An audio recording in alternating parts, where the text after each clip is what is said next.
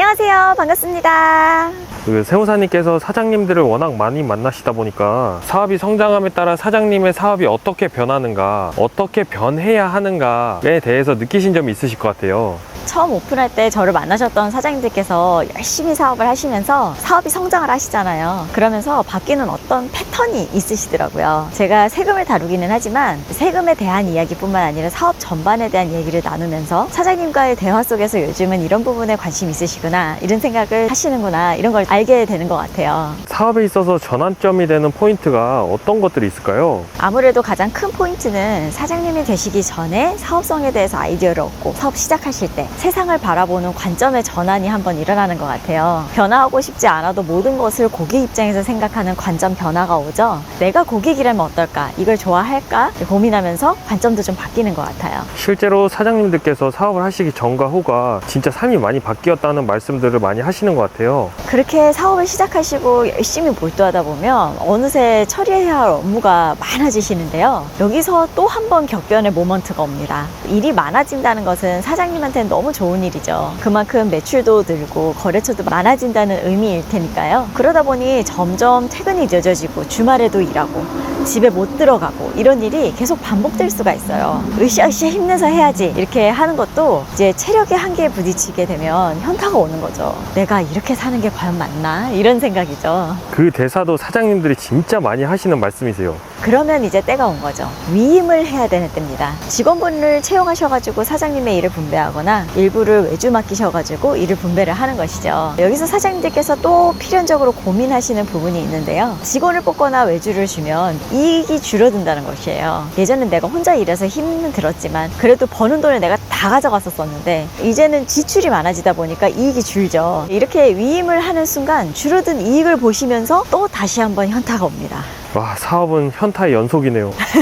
그렇지만 저는 이 단계에서 사장님들께 사장님의 업무를 위임하는 쪽을 조금 더 권해드리는 편이에요. 혼자서도 할 수 있는 일만 하다 보면 그게 익숙해지면서 효율이 나아질 수는 있어도 그게 한계가 될 수 있거든요. 이 사이즈가 잘못됐다는 게 아니라 확장의 가능성을 열어두고 사업을 진행한다는 것이 그것만으로도 동기부여를 할 수 있는 원동력이 된다고 생각을 해요. 사업 운영이 여러 가지로 힘든 일이 정말 많은데 점점 더 나아질 거라는 희망과 그런 목표를 가지고 있는 것이 굉장히 중요하죠. 그리고 또 한 가지는 사업을 열심히 하는 것도 중요하지만 사실 더 중요한 것은 유지, 관리, 이거 잘하는 거잖아요. 그런 의미에서 건강과 체력을 챙기는 것도 빠질 수가 없을 것 같아요. 사람인지라 어떤 힘든 일이나 중요한 의사결정을 해야 하는 그런 순간에 체력이 뒷받침이 되지 않으면 더 자극에 민감해지고 예민해지고 그러다 보면 더 실수가 생기고 좀 그렇게 되는 것 같습니다. 그래서 컨디션에 있어서도 최적의 항상성을 유지하는 거, 그게 좀 중요한 것 같아요. 사실 사장님들께서 업무도 일부 위임하고 건강관리도 하실 정도가 되신다면 어느 정도 사업이 자리 잡았다라고 볼 수 있는 단계일 것 같아요.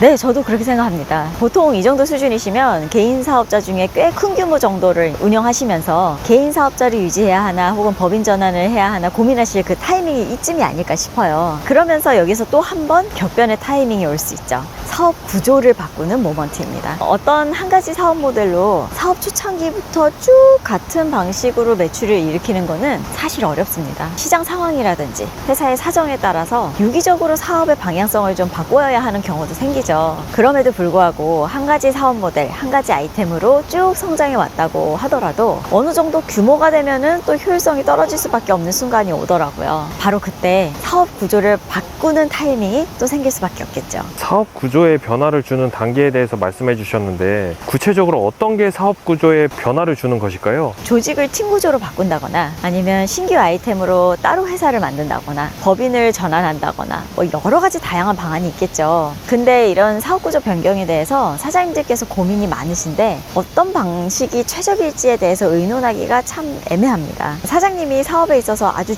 중요하면서도 이게 어떤 핵심적인 기밀이라고 할까요? 그럼에도 불구하고 세무사님께 이런 내용에 대해서 상담 요청하시는 사장님들이 꽤 많으신 것 같아요.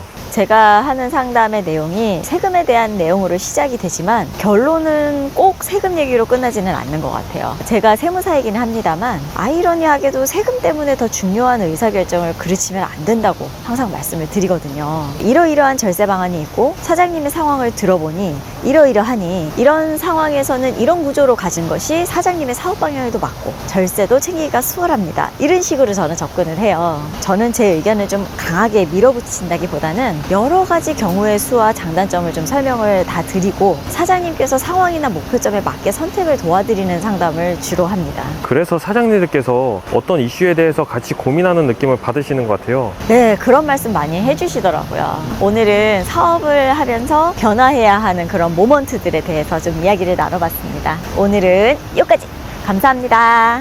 사장님의 천명 상담 노하우 전화